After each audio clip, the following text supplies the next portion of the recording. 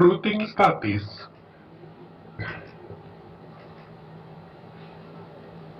Apa itu routing? Jadi routing merupakan sebuah istilah untuk pengambilan sebuah paket dari sebuah perangkat dan mengirimkannya melalui jaringan ke perangkat lain yang berada di jaringan yang berbeda.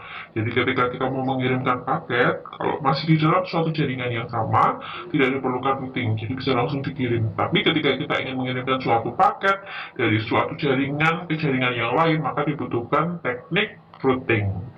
Routing sendiri berarti mencari rute terbaik.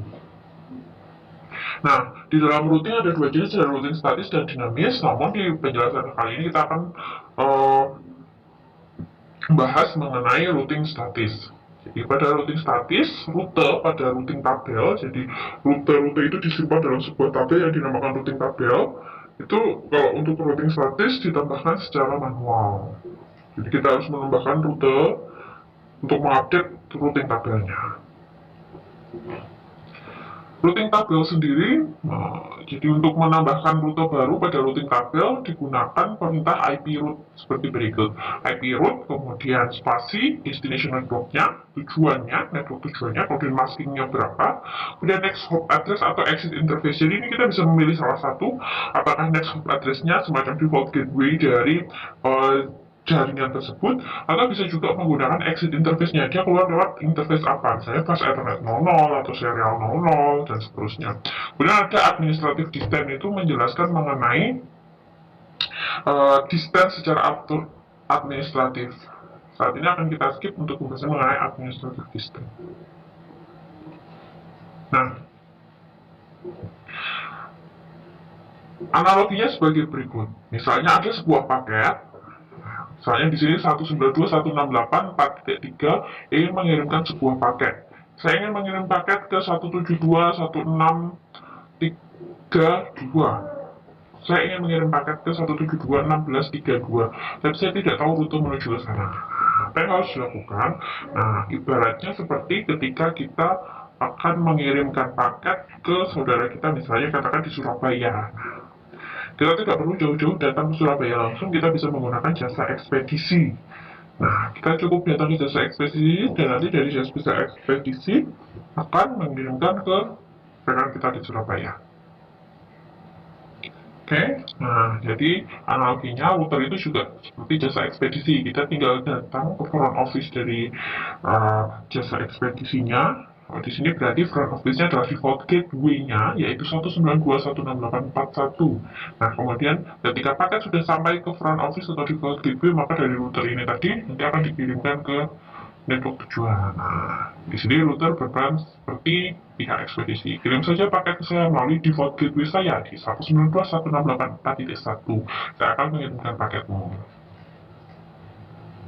Nah, kemudian sender tinggal mengirimkan pesan. Jadi dari 192.168.4.3 ditujukan untuk 172.16.32. Pesannya adalah, halo, ini paket saya.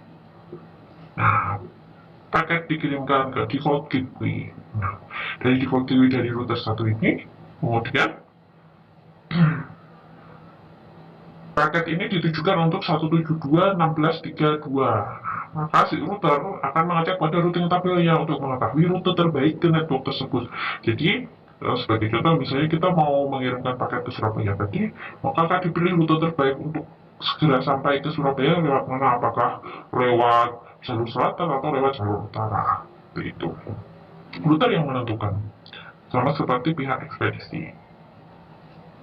Kemudian dicek di tabelnya, routing tabelnya. Nah, dicek ternyata untuk tujuan 172.16.32 next hop-nya adalah 40.32.20.14. Jadi kita bisa melihat di sini next hop interface-nya 40.32.20.14. Atau bisa juga lewat interface ini atau bisa next hop di sini. Nah, ternyata sudah kelihatan, ternyata kalau misalnya mau ke Surabaya harus lewat jalur udara misalnya. Jadi nanti tinggal paket dikirimkan lewat jalur tersebut. Nah, kalau di sini kita lihat di routing tabel untuk tujuan 172.16.32 dikirimkan lewat 40.32.20.14. Oke, paket siap dikirim. Nah, ketika paket sudah dikirim, nanti di dalam router 2 ini juga akan dicek dia tujuannya kemana. Karena paket tujuannya dikirim ke 172.1632, maka akan dikirimkan ke 172.1632. Nah, paket sudah saya terima, akan dikirimkan ke 172.1632 melalui 171.1631. Oke, paket siap dikirim. Nah, akhirnya paket sampai ke receiver. Paket dari 192.16843 telah saya terima. Nah, demikian adalah gambaran mengenai routing statis. Terima kasih.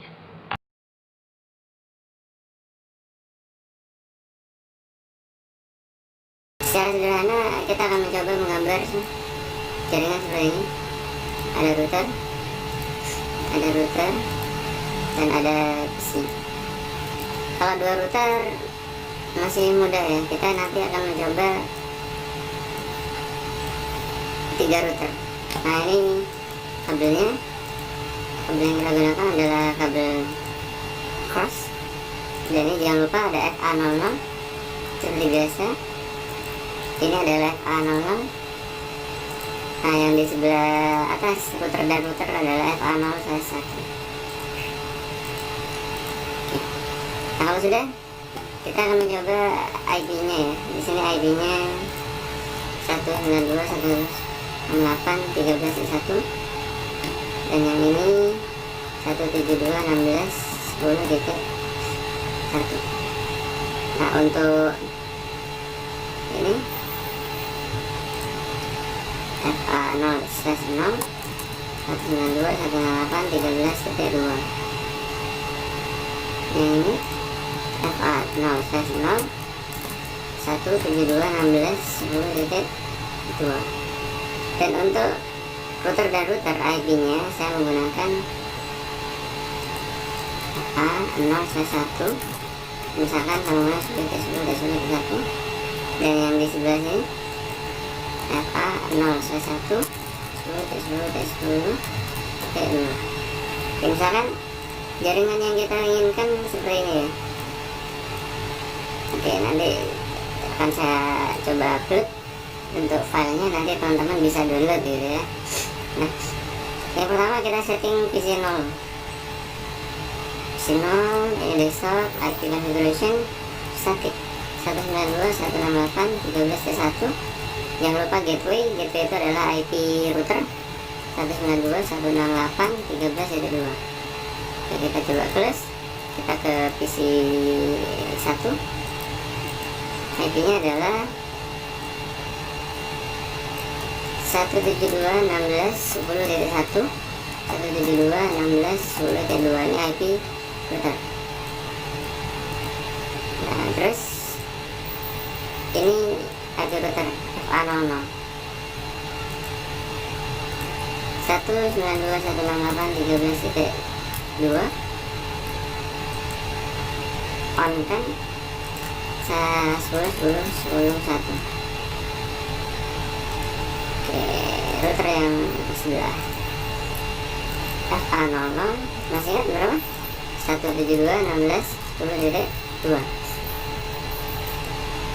Ini 10.10.10.2. Nah, kalau sudah di on kan nanti dia akan hijau, tapi di sini masih belum bisa ya.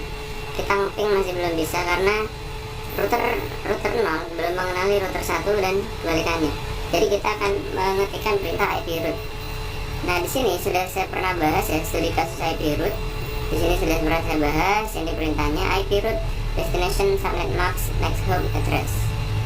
Nah, ini perintahnya sudah ada sebenarnya, sudah ada, cuman kita coba bahas ya. Kita masuk di router 0. Nah, kita ke router 0, kita masuk ke CLI. Kita masuk ke CLI ini. Bentar saya geser nih biar enak. Oke, router 0 CLI. Nah, kalau sudah seperti ini di enter aja ya, di enter aja. Ini coba kita exit. Nah, kita exit, atau perintahnya bisa pakai N. Oke, ya, enter, exit. Nah, biasanya di awal itu di enter aja ya, router lebih dari perintahnya nanti enable. Yang kita butuhkan nanti router config. Setelah di router enable, dia akan menjadi pagar.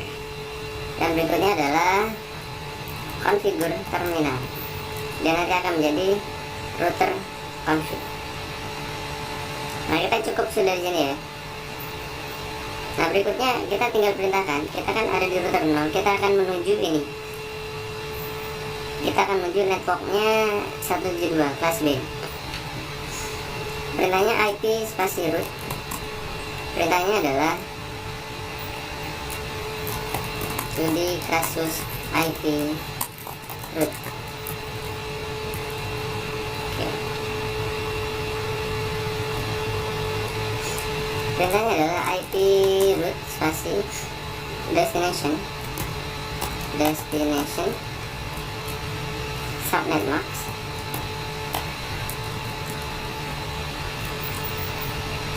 dan next hop. Oke, kita cek. Next hop itu adalah punggungnya. Destination itu adalah IP tujuan.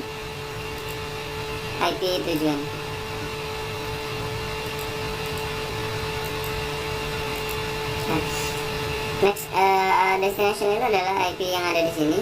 IP root spasi 172.16.0.0 255.0.0. Ini soket maxnya kelas B, pasti dinolkan. Dan next destination itu next networknya yang dituju ya. Networknya yang dituju artinya dia dinolkan. Terus numpang lewat ke FA0/1, numpang lewat sini 10T10T10.2. Ketika di enter, jika tidak ada error, berarti selesai, finish. Kalau mau disimpan boleh di end biasanya ya. Terus enter lagi ketika write. Nah, kalau sudah kita ke router 1, router sebelah CLI. Nah, kalau sudah ada di config min if, tinggal di exit aja ya. Pastikan kita ada di router config, kita ada di router 1 dan tujuannya adalah sini. Perintahnya adalah IP root spasi tujuannya 192.168.13.0 subnet max yang kelas C, dan kita numpang lewat ke sini. Nah, 10T10T10.1. Ketika di enter, selesai. Kalau mau disimpan, and write. Plus kita coba ping dari, jangan dari sini, dari komputer PC 1. Perintahnya ping spasi, kita ngeping ini ya, 192.168.13.1. Nah, ketika di enter, dia akan melewati 2 router ya. Kalau sukses berarti nanti akan muncul replay 2 kali. Nah, akan muncul request timeout 2 kali. Dan replaynya 2 kali. Bismillah. 1 request timeout, 1 RTO, 2 RTO dan reply. Oke, itu saja dari saya. Semoga bermanfaat. Nanti kita akan pelajari untuk studi kasus selanjutnya.